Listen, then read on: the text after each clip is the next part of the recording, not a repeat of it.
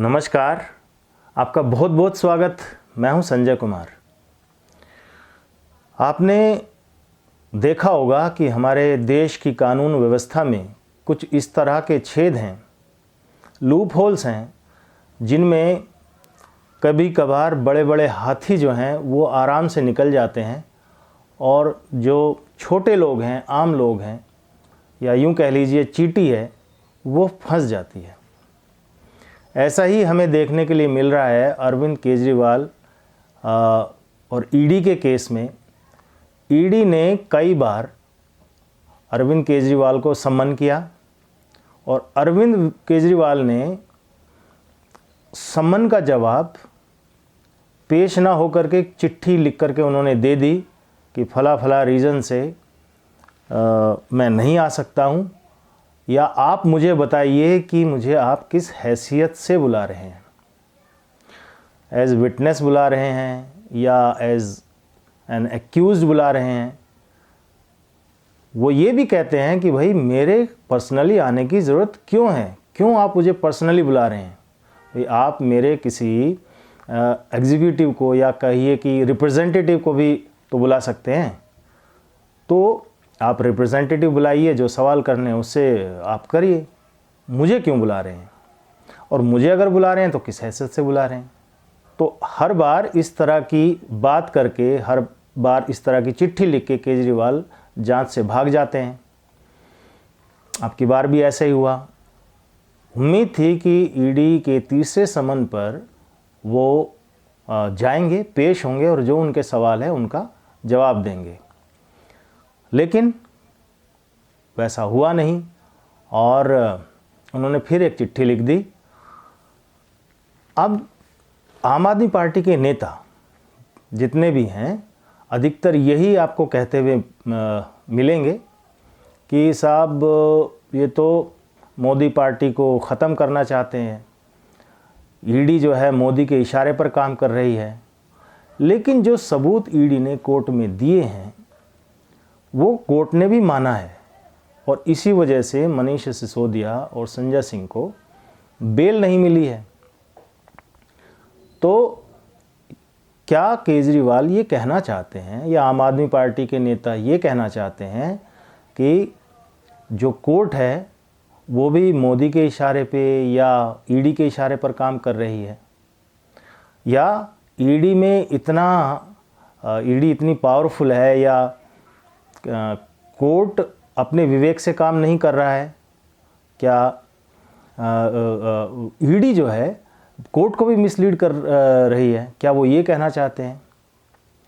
तो ये अपने आप में एक बड़ा सवाल है कि ये लोग जाने अनजाने में एक तरह से कोर्ट को ये कहने की कोशिश कर रहे हैं कि भाई कोर्ट में जो है जो फैसले दिए जा रहे हैं वो तथ्यों के आधार पर नहीं, बल्कि इन्फ्लुएंस्ड होकर ये सब किया जा रहा है, और इसलिए आम आदमी पार्टी के नेताओं को जेल भेजा जा रहा है। 5% से लेकर 12% जो कमीशन बढ़ाया गया, पहले 5% था शराब पॉलिसी में, पुरानी वाली में। नई वाली पॉलिसी में इस कमीशन को बढ़ा के जो शराब कारोबारियों को जो दिया जाता है, इसको 12% कर दिया गया।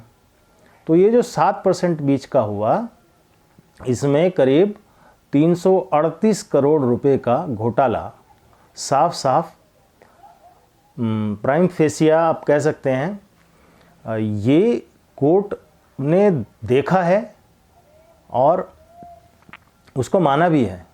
जब सिसोदिया के वकीलों से पूछा गया कि भाई आपने ये 5% से बढ़ाकर का कमीशन 12% क्यों किया, क्या आधार था इसका, तो सिसोदिया के जो वकील हैं जो कोर्ट पहुंचे, उनका कहना था कि भाई आप ये बताइए कि भाई 5% था पहले, उसका क्या आधार था।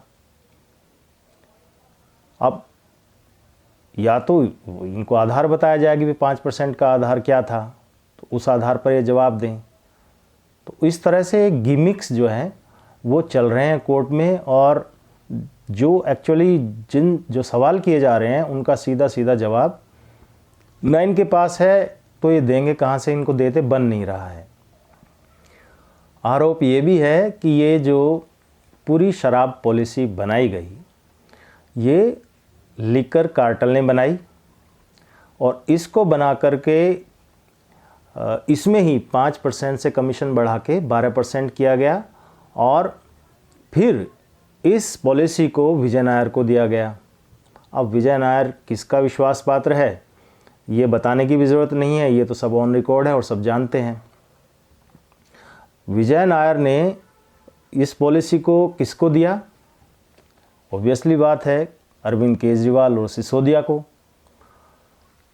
सिसोदिया फिर बुलाया गया सिसोदिया के सेक्रेटरी को, तो उनके सामने इनको कह दिया गया कि भाई अब शराब पॉलिसी जो है ये चेंज होकर के नई शराब पॉलिसी दिल्ली में ये लागू होगी। तो इस शराब पॉलिसी के लागू होने से आखिर में फ़ायदा किसको होना था? लिकर कार्टेल को होना था। तो लिकर कार्टेल को इसका फ़ायदा हुआ जो लगभग 338 करोड़ रुपए आरोप है कि बताया जाता है। अब सवाल ये भी है कि अरविंद केजरीवाल कह रहे हैं कि भाई आप हमें एक रास्ता दीजिए कि हम अपने रिप्रेजेंटेटिव को भेज सकें ईडी के सामने, और वो जो सवाल करे ईडी उनसे करे और वो मुझे आकर के बता दे और मैं जो जवाब देना है मैं उसका दे दूंगा। अब रिप्रेजेंटेटिव से अगर ये सवाल मान के चलिए ईडी अगर पूछती है कि बताइए साहब उस मीटिंग में जो विजय नायर को ये पॉलिसी दी गई कौन कौन लोग थे वहाँ पर और किन किन के बीच में डिस्कशन हुआ, तो रिप्रेजेंटेटिव तो कह सकते हैं कि साहब मुझे तो इस बारे में मालूम नहीं है, मैं तो पूछ के बताऊंगा। अब ये बात जो है इस तरह के जो क्वेश्चंस ईडी सामने रख सकती है रिप्रेजेंटेटिव के, तो ये बातें सारी केजरीवाल तक पहुंचेंगी और केजरीवाल को ये आइडिया हो जाएगा कि ईडी के क्वेश्चंस क्या हैं।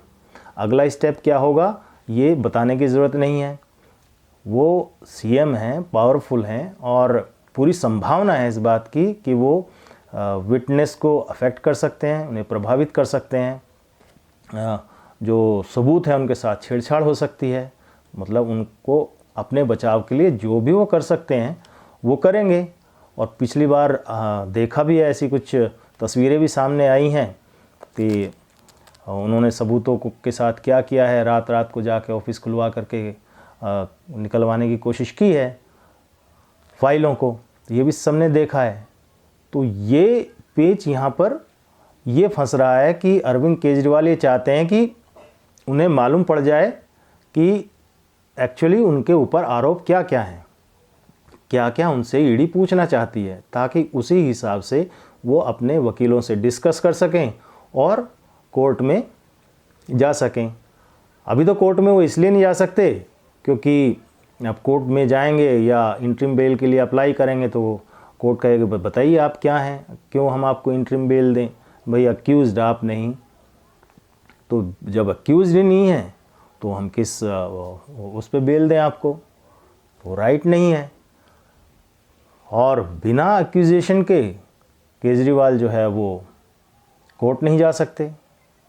वो यही चाहते हैं कि ईडी उन पे क्या आरोप लगा रही है ये उनको मालूम पड़ जाए और उसी हिसाब से वो अपनी फिर रणनीति बना सकें। अभी तो उनका यही इंटेंशन है कि भाई इस केस को जितना डिले हो सके वो अपना किया जाए। भाई अब विपासना के लिए जा रहे हैं तो इसलिए अब नहीं आ सकते, आपने हमें किस हैसियत से बुलाया है पहले ये बताइए तब हम आएंगे। अब आप रिप्रेजेंटेटिव को क्यों नहीं बुला सकते, क्यों नहीं अपॉइंट कर सकते, अब आप ये बताइए। तो इस तरह से बहाने करके वो इस केस से बचने की या भागने की कोशिश कर रहे हैं। कब तक भागेंगे खैर इसके बारे में तो कहना मुश्किल है, लेकिन दिखता यही है कि वो इस केस को डिले करना चाहते हैं कि भाई अब ये करते करते फिर जो है इलेक्शन का टाइम आ जाएगा, नेशनल इलेक्शन होने हैं और नेशनल इलेक्शन के समय फिर वो कह देंगे भाई हम तो पार्टी के कन्वीनर हैं और ये हमारा कॉन्स्टिट्यूशनल राइट है कि हम अपने पार्टी के प्रचार के लिए जाएं या अपना उसको आप छीन नहीं सकते, वो राइट जो है उसको नहीं छीन सकते, तो हमें वो जाना है इसलिए हम बाद में आएंगे। दूसरी बात ये भी है कि इधर ये केस डिले करेंगे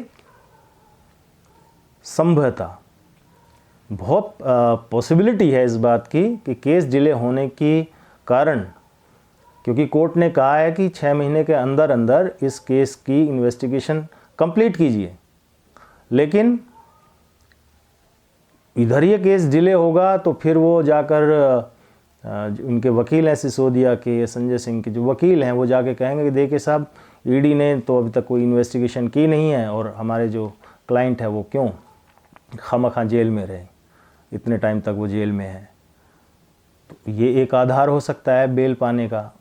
और बेल पाने के बाद में फिर आपको पता ही है कि आम आदमी पार्टी क्या प्रचार करेगी और क्या कहेगी दिल्ली की और देश की जनता से। तो ये एक बड़ा रीज़न है कि केजरीवाल जो है इस जांच से जितना बच सकें उतना बचने की कोशिश कर रहे हैं, जितना डिले हो सके उतना डिले करने की कोशिश कर रहे हैं।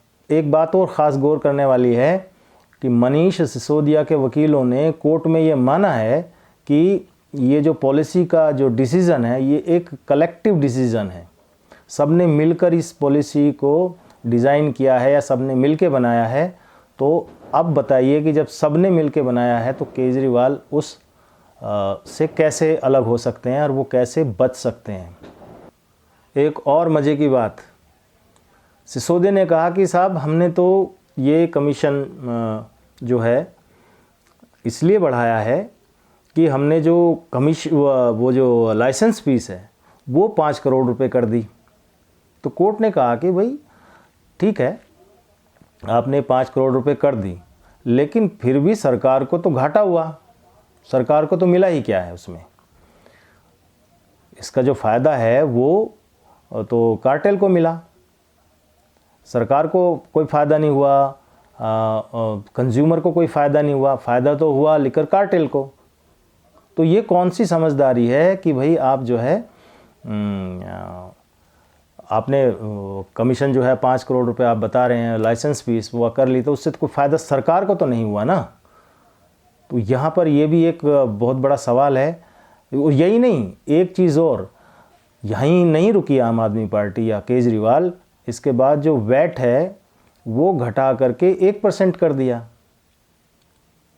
अब 1% कर देना और कंज्यूमर को फ़ायदा ना पहुंचाना और सरकार को घाटा पहुंचा देना, ये कौन सी समझदारी है?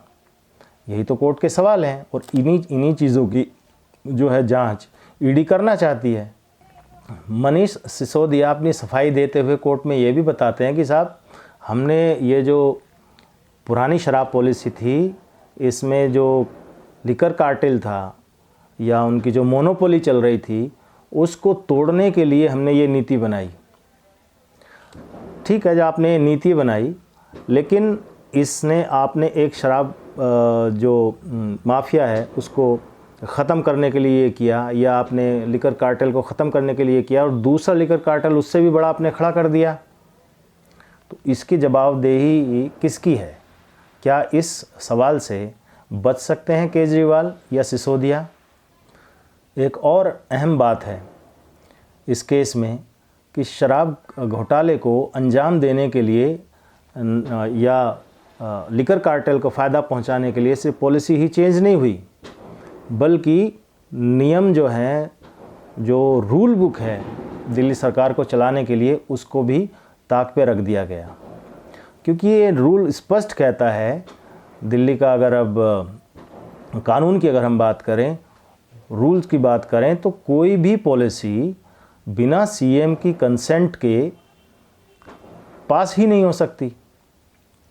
कोई भी पॉलिसी या तो पहले रेवेन्यू मिनिस्टर के पास जाएगी या फाइनेंस मिनिस्टर के पास जाएगी, तो उनसे होते हुए उसके बाद सीएम के कंसेंट के बाद ही उस पॉलिसी में कोई चेंज किया जा सकता है, ये रूल कहता है। लेकिन केजरीवाल के सामने जब ये सवाल रखा जाएगा तो इसका वो क्या जवाब देंगे? अब आप ही बताइए कि शराब कारोबारियों का जो कमीशन है 5% से बढ़ा के 12% करना, वैट को घटा करके 1% कर देना, ये भी किसको फ़ायदा पहुंचाने के लिए किया गया होगा, ये भी कोई भी बता सकता है। ये किसके लिए किया गया? तो क्या इसमें मोदी या बीजेपी जिम्मेदार है? क्या इसमें ईडी जिम्मेदार है? क्या इस सवाल का जवाब देंगे केजरीवाल? तो ये अपने आप में एक बड़ा सवाल है। सवाल ये भी है कि क्या सिसोदिया अपने आप में एज ए मिनिस्टर क्या कोई ऐसी शराब पॉलिसी ला सकते हैं जिसमें चीफ मिनिस्टर का कोई कंसेंट ना हो, उनकी सहमति अनिवार्य ना हो? तो ये भी अपने आप में लगभग क्या असंभव ही है, ऐसा हो ही नहीं सकता। तो ये भी एक बड़ा सवाल है सीएम केजरीवाल के सामने कि वो इस बात का क्या जवाब देंगे कि भाई उनकी कंसेंट के बगैर इतनी बड़ी पॉलिसी ये कैसे मंजूर कैसे हो गई। यही नहीं, जो लिकर डिस्ट्रीब्यूशन डायरेक्टर का अपॉइंटमेंट हुआ है वो भी बिना सीएम के कंसेंट के कैसे पॉसिबल है कि उनका अपॉइंटमेंट हो जाए? तो अपने आप में क्या सरकार ये इलीगल काम नहीं कर रही थी? ये भी अपने आप में एक बहुत बड़ा सवाल है और केजरीवाल के लिए इन सवालों से बचना बहुत मुश्किल है। तो फिलहाल ये सारे सवाल हैं जिनका सामना ईडी के सामने केजरीवाल को करना है, और वो बाहर कितना ही कहते रहें कि वो कानून का सम्मान करते हैं, लेकिन जब तक वो खुद ईडी के सामने जाके पेश नहीं होते, इन सवालों का जवाब नहीं देते, तो यही समझेंगे लोग कि भाई हमारे कानून में छेद हैं, जिसका फ़ायदा उठा के बड़े हाथी निकल जाते हैं उन छेदों में से और फंसने को एक चींटी फंस जाती है। तो वही इस केस में भी हो रहा है। आपको ये विश्लेषण कैसा लगा हमें कमेंट करके ज़रूर बताइए, और साथ में चैनल को सब्सक्राइब कर लीजिए, वीडियो को लाइक कीजिए, शेयर कीजिए। मिलते हैं फिर किसी और मुद्दे पर, तब तक के लिए जय हिंद, वंदे मातरम।